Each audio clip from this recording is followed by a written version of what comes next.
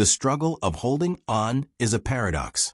On the surface, it seems like an instinctive and logical act. We hold on to what we know, what's familiar, what we believe keeps us safe. Yet, in the deepest recesses of our minds, something stirs.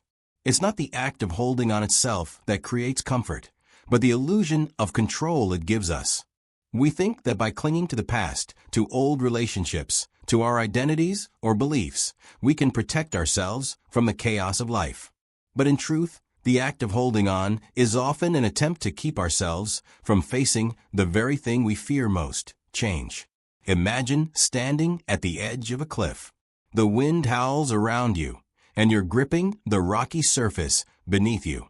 Every muscle in your body is tense. Your palms are slick with sweat. You're not just holding on to the rock.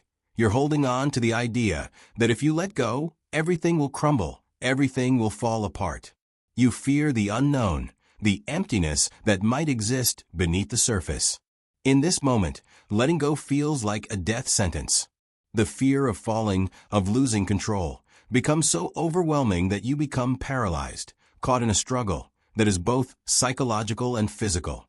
This is the essence of what it means to hold on, a desperate attempt to maintain control in a world that is inherently uncontrollable.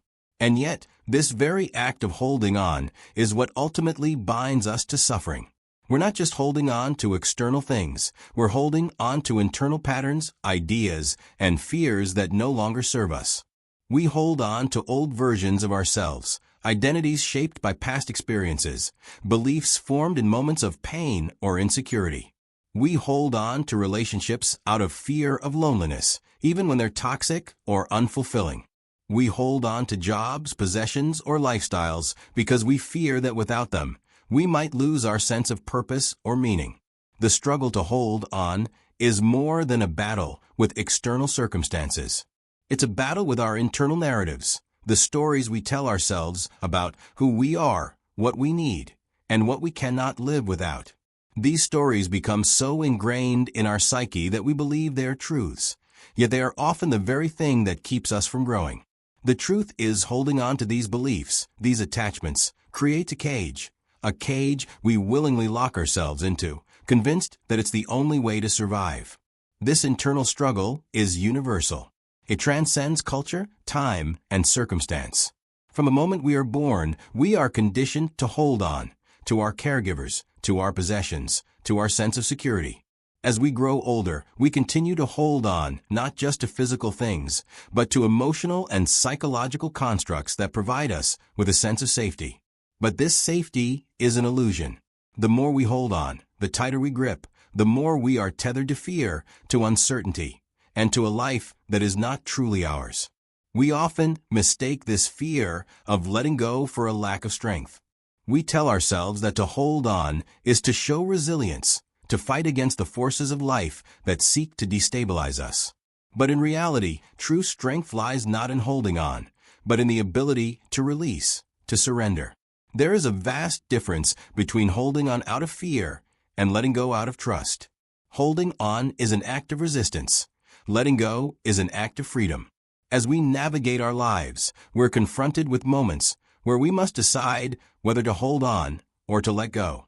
These moments come in many forms: the end of a relationship, the loss of a job, the death of a loved one, or even the death of an old version of ourselves. In each of these moments, the struggle is the same: the fear of the unknown, the fear of what might happen if we release our grip. But it is in these very moments that transformation occurs. When we let go of what no longer serves us, we create space for something new to emerge, something that is more aligned with who we are becoming, rather than who we used to be. The difficulty lies in the fact that letting go often feels like losing something. We fear that by releasing the past, we lose a part of ourselves. But what if the past is not something we need to hold on to in order to preserve our identity? What if our true essence, our truest selves, is not bound by the stories we tell about ourselves or the things we cling to for comfort? What if our true selves are found in the act of letting go, in embracing the unknown, in trusting that life will unfold as it is meant to, regardless of our attempts to control it? At first, letting go may feel like surrender, a loss of control. But over time, we begin to realize that true freedom is not found in control. True freedom is found in acceptance.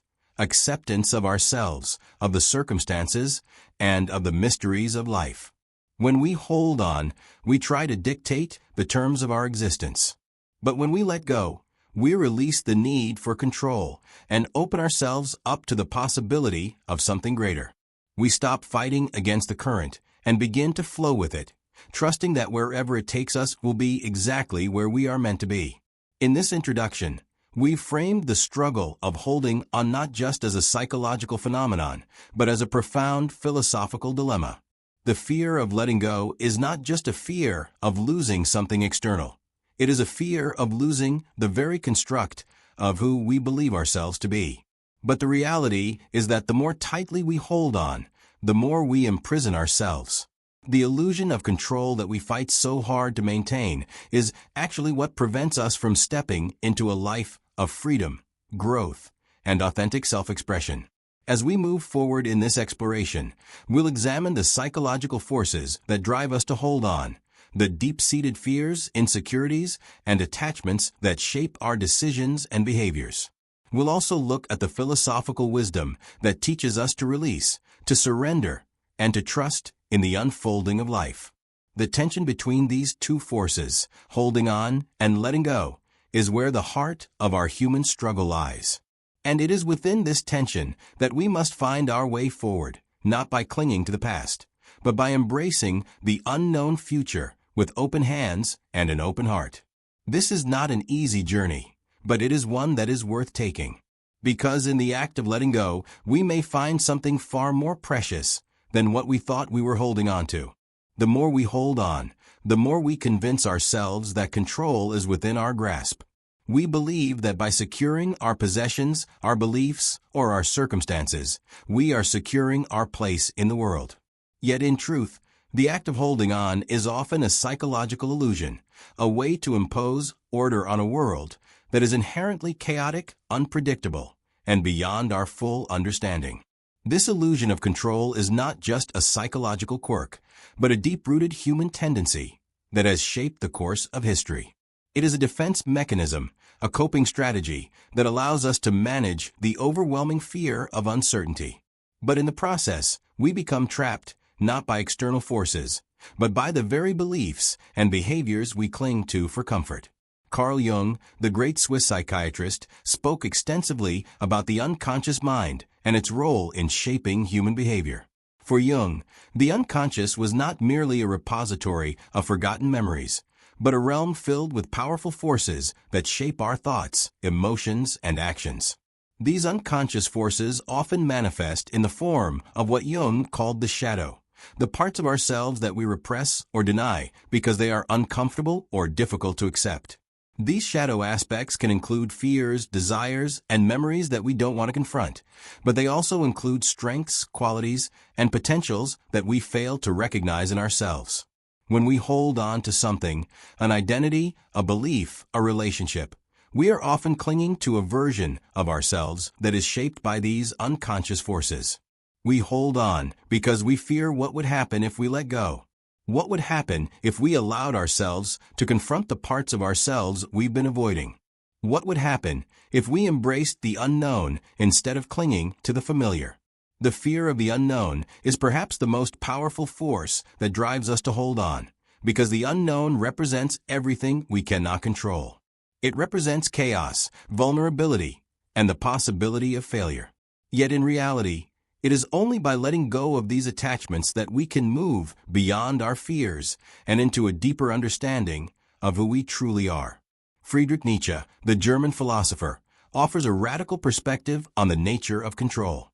In his concept of amor fati, the love of fate, Nietzsche suggests that instead of resisting the inevitable forces of life, we should embrace them. He argues that the very things we try to avoid, suffering, hardship, and loss, are the experiences that shape us and make us stronger.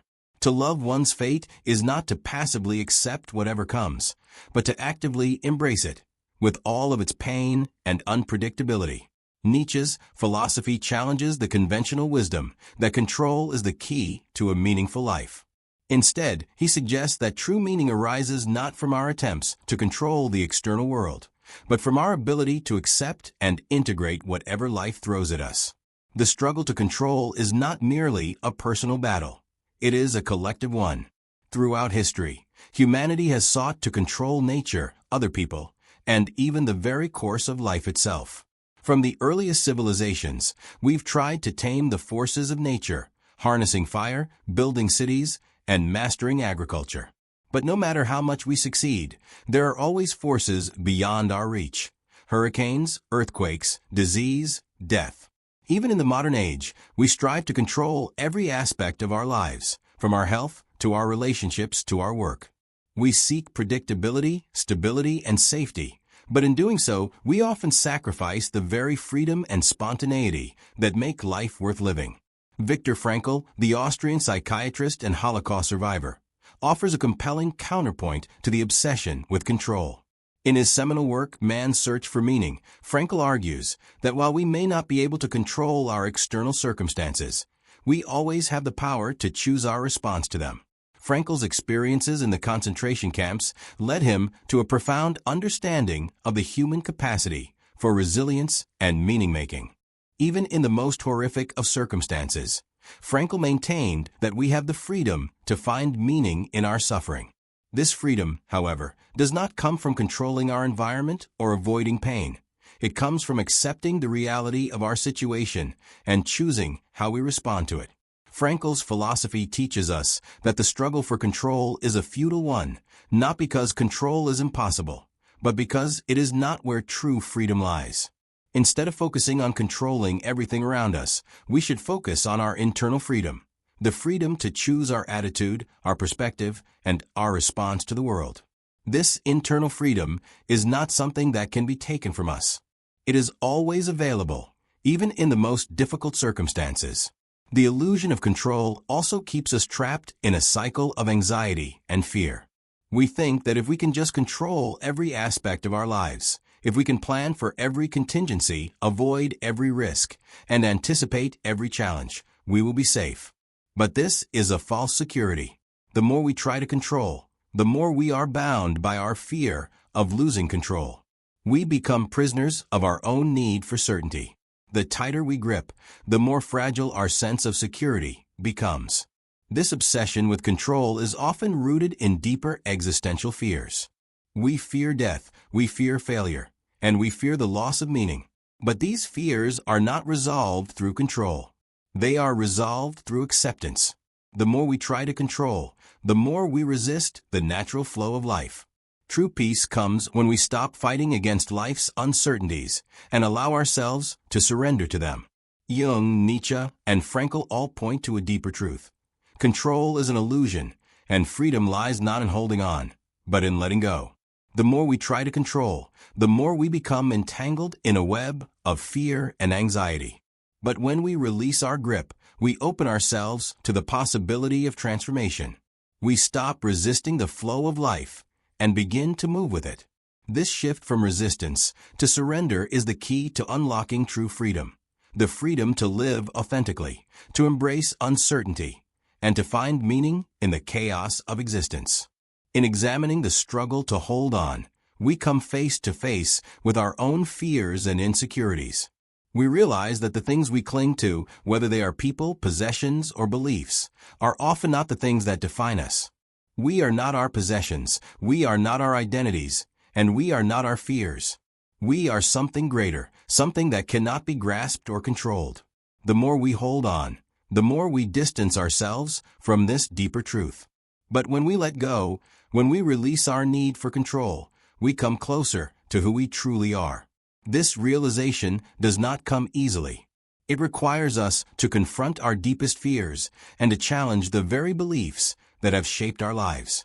But it is only through this process of letting go that we can truly evolve. By releasing our attachments, we create space for something new to emerge, something that is more authentic, more in tune with the flow of life, and more aligned with our true selves. The struggle of holding on is ultimately a struggle with our own illusions. The more we hold on, the more we imprison ourselves in a world of fear, control, and resistance. But when we let go, we step into the unknown with open arms, trusting that life will unfold as it is meant to. This is where true freedom lies, in the ability to release, to surrender, and to embrace the chaos of life with open hands and an open heart.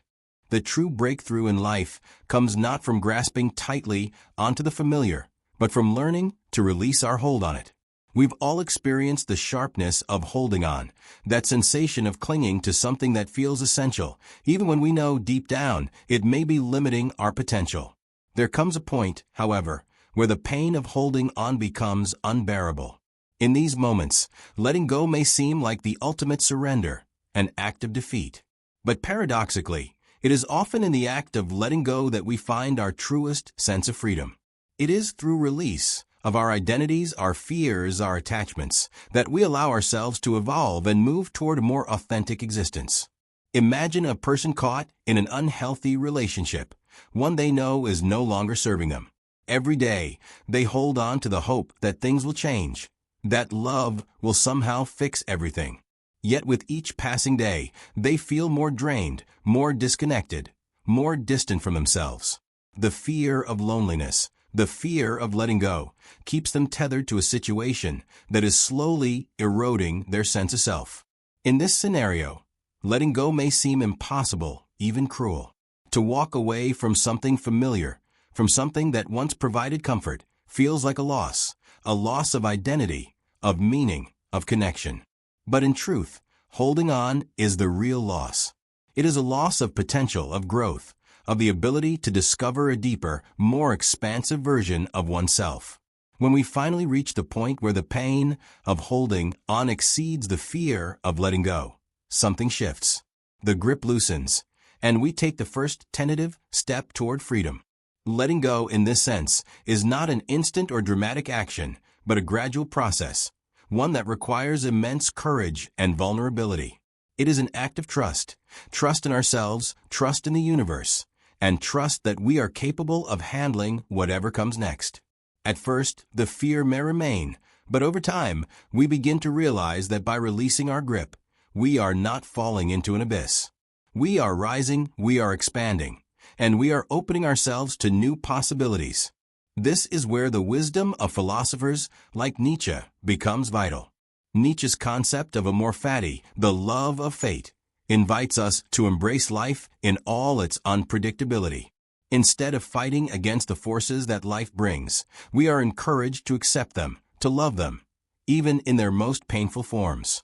This does not mean that we become passive or resigned to suffering. Rather, it means we find meaning in the very challenges we face.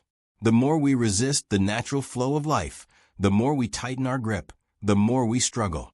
But when we surrender to life as it is, when we let go of our desire to control and manipulate every circumstance, we discover that life becomes less of a battle and more of a dance.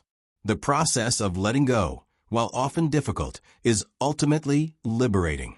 When we begin to release our attachments to what no longer serves us, we open ourselves to a more expansive sense of freedom. Letting go does not mean surrendering to helplessness. It means surrendering to the flow of life. It is not about giving up, but about giving in to the unknown, to uncertainty, to change. And in doing so, we discover that we are not fragile, but incredibly resilient. We are capable of navigating the turbulence of life with grace and confidence. There is a deep psychological transformation that occurs when we let go. At first, we may feel lost, untethered, uncertain. We may wonder who we are without the things, the identities, or the roles that we've held onto for so long. But in the absence of these external attachments, we find the opportunity to reconnect with something deeper within us, our true essence, our authentic self. This is not an identity defined by external circumstances, but by our values, our passions, our capacity to grow and adapt. The shift that occurs when we let go is akin to shedding a skin, a metaphor used by many spiritual traditions to describe the process of personal transformation. Just as a snake must shed its skin to continue growing, we, too, must shed the outdated parts of ourselves in order to step into a fuller version of who we are becoming. Letting go is not about erasing our past or abandoning our history. It is about releasing the weight of it, freeing ourselves from the beliefs, expectations, and attachments that limit our growth. In the psychological realm, this process of letting go is often referred to as integration. It is the process of incorporating our past experiences, our wounds, and our shadows, not as burdens to carry, but as lessons that shape us. It is about finding peace with the things we once feared, the things we once resisted. It is through this acceptance that we find true empowerment. We no longer need to control our past or fight against our memories. Instead, we accept them, learn from them, and move forward with a sense of peace and wisdom. This transformation also involves embracing the unknown. When we hold on to what is familiar, we create a false sense of security. We believe that if we can just keep things the way they are, we will be safe. But life is inherently unpredictable. No amount of control can shield us from the uncertainties that life throws our way. The more we try to avoid the unknown, the more we increase our anxiety and fear. But when we let go of our need for certainty, we begin to experience life as an adventure, a journey that is rich with possibilities. The power of letting go lies not in the act itself, but in the shift it creates within us. As we release our grip on the past, we make space for new experiences, new relationships, and new perspectives. We stop living in reaction to the past and begin to live in response to the present moment. This is where true freedom lies, in the ability to be present, to embrace the unknown, and to trust that whatever comes our way will help us grow. In this sense, letting go is not a one-time event, but a continuous process. It is a choice we make every day, every moment. We must decide again and again whether to hold on or to release. And with each decision, we move closer to our true selves. The more we let go, the more we discover that life is not something we need to control, but something we need to experience, with all its beauty, pain, joy, and sorrow. Letting go is the key to living authentically. It is the key to embracing our full potential. When we release our need to control, we free ourselves to become who we are meant to be. It is through this surrender that we discover that life is not something that happens to us, but something that unfolds with us. In this space of release, we find that we are not powerless. We are powerful beyond measure. We are not fragile. We are resilient, capable of embracing whatever life brings with open arms and an open heart. The act of letting go, therefore, is not an end, but a beginning. It is the beginning of a journey toward a more authentic and fulfilling life. It is the beginning of a journey toward self-discovery, toward embracing the full spectrum of human experience. When we let go, we allow ourselves to step into the unknown with courage and trust.